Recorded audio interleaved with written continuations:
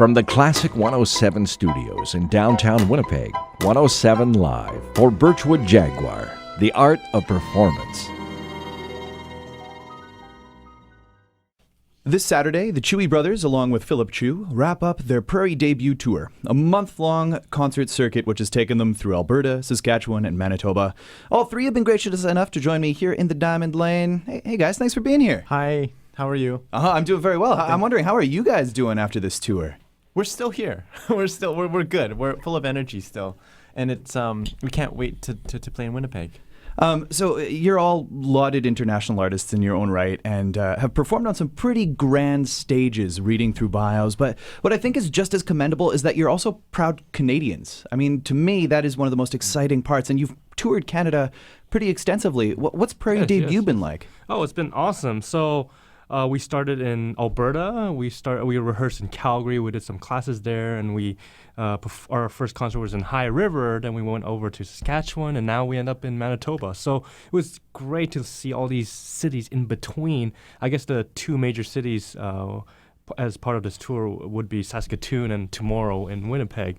So it's been great to see the different kinds of people and how they recept towards our performances and the different venues and the vibe of the city. So it's been really cool. Yeah, totally. Nikki, Philip, what's it been like for you? As I would say, as a Canadian, we're so lucky to have an organization like Prairie Debut that serves so many. I don't want to just say functions. They do so much for on so many sides of classical music. As an artist, it's so great to have the opportunity to be performing this much. I mean, just the very simple act of playing the same program so many times and having that chance to perform it and workshop these works. We really learn a lot on the road that way. And then again, the huge part of their mandate is to bring classical music to slightly more far-flung areas, right? Mm-hmm. And it's really great. And not just instructional, it's really inspiring to have the opportunity to play for these audiences that don't have a lot of exposure. And also, in some of these places, you meet some really surprising audience members too, who know actually quite a lot and make me feel pretty dumb. And that's great because it's very humbling at the same time. Absolutely. And you guys get to see the country. I mean, that's a pretty exciting thing. Have there been any real memorable highlights or towns or cities that you guys have seen? Any good road stories? No, I can't. Well, there was one town that we'll never forget the smell of. Oh. In particular in Alberta. I mean, it's really imprinted in our nostrils, as Philip said. But every city has been very interesting. Growing up we grew up in Victoria, and Phil grew up in Toronto, now in Montreal. We're sort of used to seeing Canada as Montreal, Toronto, Winnipeg, Calgary, Edmonton, and Vancouver, Victoria. But going into these smaller communities, we realize how much of the country is still not in the city, and that classical music can fit in smaller communities, and they really appreciate it. Absolutely. I mean, I can remember one scene just from this tour. We're pretty tired, and so we're sleeping a lot of the time. But one morning from Calgary, I was driving up to Lacombe, Alberta, to teach at a friend's university just that morning, and so I was up pretty early, and I saw the sunrise. And I don't get to see a sunrise like that because the plains are so plain out here, right? Because it's so flat. It was the colors kept changing. It was really. I had to really, it wasn't too difficult because the roads are so straight, but I had to really focus to really keep on the road because I just kept looking over. Well, there's something so special about the prairies. Part of me was secretly hoping you would say Yorkton. My dad's side of the family is from Yorkton, so I want to give them a little shout out. That's what we're going to say next. Nice. Totally. That's perfect. So, Nikki and Timothy, you guys have been to Winnipeg before. You've performed here as part of the Women's Musical Club a few years ago. Philip, I know you're a little bit of a foodie as well, right? Hopefully you guys get the chance to explore things here in Winnipeg a little bit. Yeah, actually, my friend Sandra over at Virtuosi Concerts, she's been emailing me quite a few times because on my website it mentions something about poutine and my great love for poutine, among other things. I mean, foodie isn't just, it's all kinds of stuff. But we're hoping to get some. We actually were just at Banh Mi King. On Portage, which is actually a pretty good place for a good bite. It definitely is, and it's right by the University of Winnipeg, which makes it mighty convenient. Yeah. So again, hopefully you get to do that bit. Like I mentioned, the Chooi brothers. I mean, you guys have performed as a duo in Winnipeg, but at the same time, you've had great success as individual players. You, Nikki, serving as the concert master of the Metropolitan Orchestra. Timothy, you've been awarded bronze medal winner of the Michael Hill International Violin Competition. All of that to say, in classical music, it's hard enough for one person to make it. But for two of you to do it, what do you attribute that to? Like, is it your upbringing? Is it brotherly competition and love? Is it the water in Victoria? Like, I think it's a combination of everything. I mean, definitely the water. Well, I started out playing the violin as just a hobby. I started when I was 4, along with playing soccer, baseball, gymnastics, art. What a regular kid does. And I guess over time, I progressed the most in music, and that garnered interest and more concentration as the years went by. So that, and eventually, I decided to take it seriously when I was in high school and saw that it could be a career move for me to be a musician. So it kind of gradually evolved, from a hobby to a very serious career decision. That's my story. But for Timmy, for me, it's also in some ways I sort of wanted to replicate my brother's sort of his successes, and because he's my older brother, and when I was born, he was already playing, and I just remember that my parents told me that I was very ambitious as a very young kid to also succeed in violin, and I think it really helps that we're brothers in some ways. Even though we don't have much we don't compete against each other directly, we have this edge to really do our best and see, we push each other. We push each other for the best, and we criticize each other for the best, like for constructive criticism. Yeah, totally. Yeah, and then also I think our family upbringing, my parents are very supportive of us, and they really want us to do our best in whatever we do. And also growing up in Victoria, as you said, really helped us as well, because the community is quite small, but very supportive, and we're very lucky to have so many great people around us at that time, the right place, right moment, and the right just area. So. Yeah, I would draw a parallel with the Winnipeg market that way. Like, I mean, it's just a very tight-knit, supportive community, which really helps foster young talent. Yeah. I know you guys have answered this question before, but how would you, for Winnipeg audiences who might not have heard you before, how would you describe each other's playing style? Like Timothy, how would you describe Nikki's playing? I think Nikki's full of fire. Yeah. He's got a nice, when he plays, there's temperament for sure. He really is very clear with his ideas, and you can feel the energy. I rub off his energy all the time when we're playing together. Really big, strong presence on stage, really great stage presence. So just the whole thing for me is really the charisma that he has. For Timmy, I kind of get entranced by his sensitivity and his very soulful music making.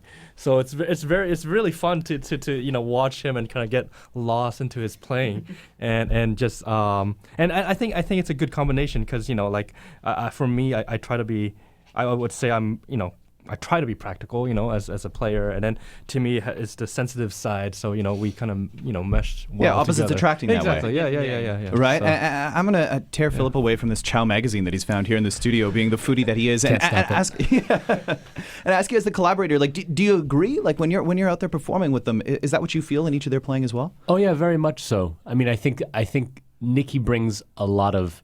And just because I say one thing about one, it doesn't mean that it's missing the other. But Nikki brings a lot of planning, a lot of forethought, a lot of conscientious kind of music making to it, which is, so then structurally, like, there's always such a really clear sense of where things are headed, which is really gratifying, both as collaborator and as listener, because you feel really well assured, like it's like the captain of the ship is steering in a very clear direction. With Timmy, I have more this sense where it's like a magic carpet ride. Like, it might kind of go anywhere, but it's a lot of fun. Yeah, it's a magical thing. Yeah.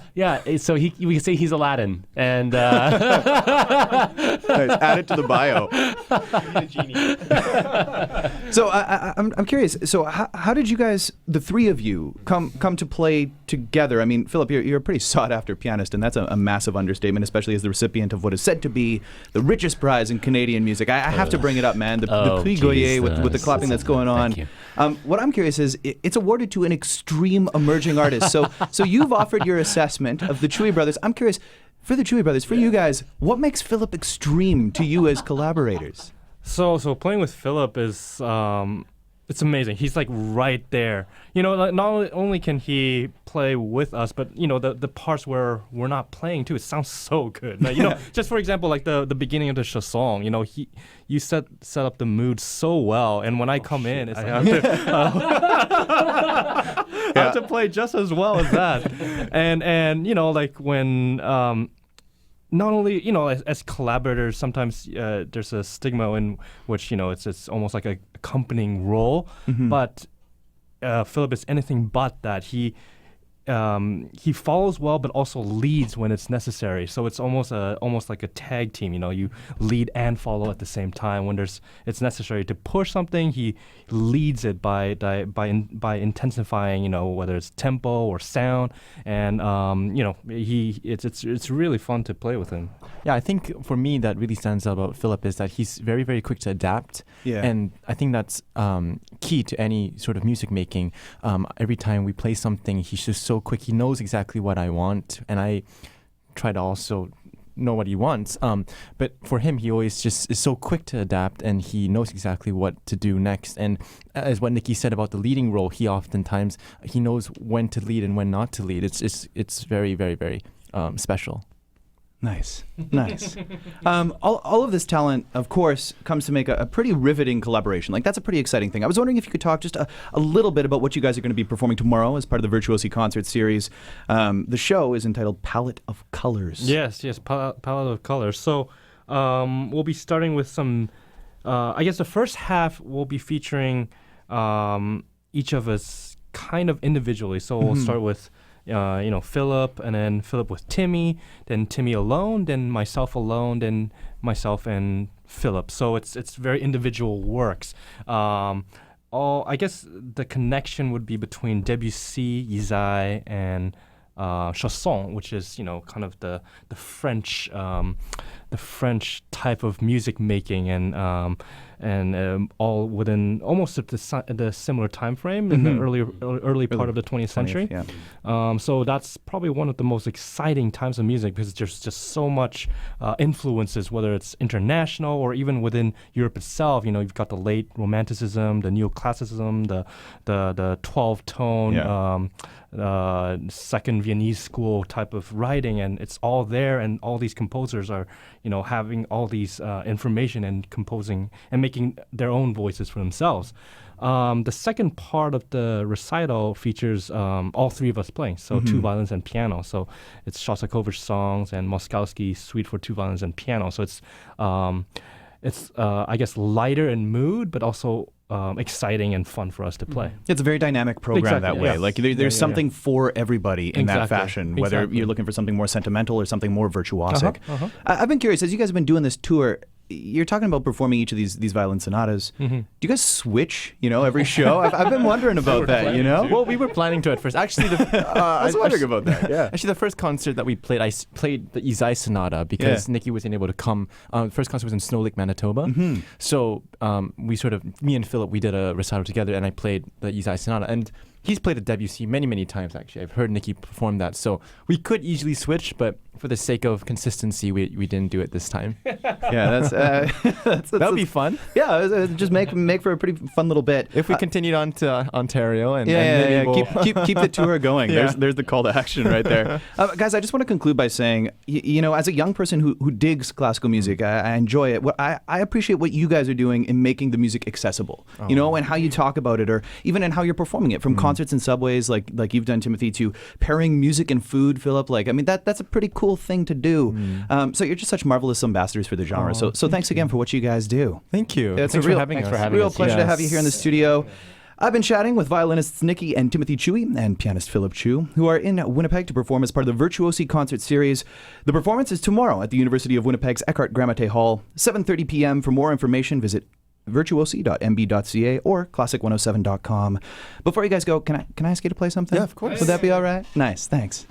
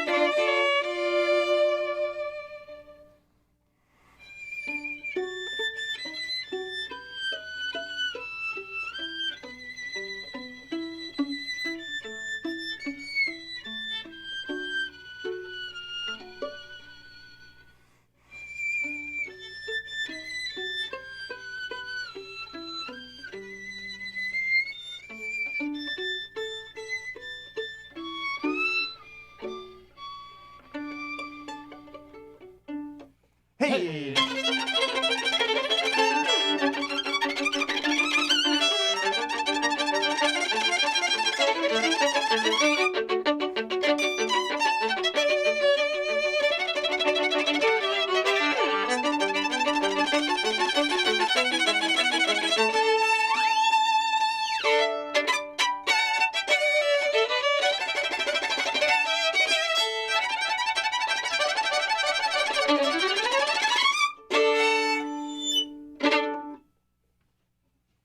Guys, that was stellar. Cool. Thanks so much for doing this. Thank you. 107 Live is Classic 107's intimate concert series, brought to you by Birchwood Jaguar, the art of performance.